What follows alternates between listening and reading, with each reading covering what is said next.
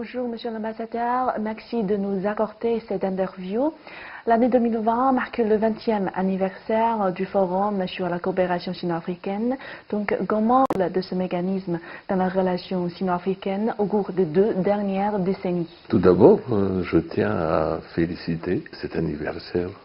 20 ans dans l'histoire d'une coopération peut-être très courte, mais aussi peut avoir beaucoup de répercussions sur le développement d'un pays.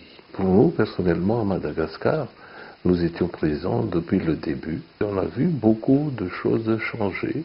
Par exemple, sur les infrastructures routières, plusieurs autoroutes ont permis à des villes de Madagascar d'être reliées ensemble, créant ainsi un développement régional pour plusieurs pays. Ça nous a permis aussi d'échanger au niveau de la santé, qui a été renforcée par la construction d'hôpitaux universitaires. Nous avons eu des aides sociales par la construction de centaines de puits par le gouvernement chinois. Tout ceci était vraiment favorable. Donc, le FOCAC est une plateforme tout à fait utile pour un pays d'Afrique. La 3e édition de CIE se déroule aujourd'hui à Shanghai. Donc, quelle est la participation de votre pays à cette exposition? La China International Import-Export montre la volonté de la Chine de s'ouvrir à tous les pays.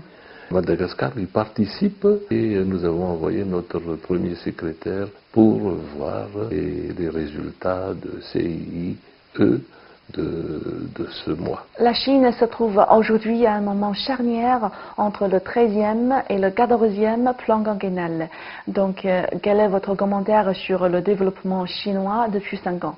Vu les plans quinquennaux qui ont toujours été respectés et qui ont entraîné l'événement de sortie de la pauvreté, mais aussi l'augmentation de développement de la Chine, je pense que le 14e plan va favoriser davantage une communauté de destin et une réussite technologique, surtout dans ce qui est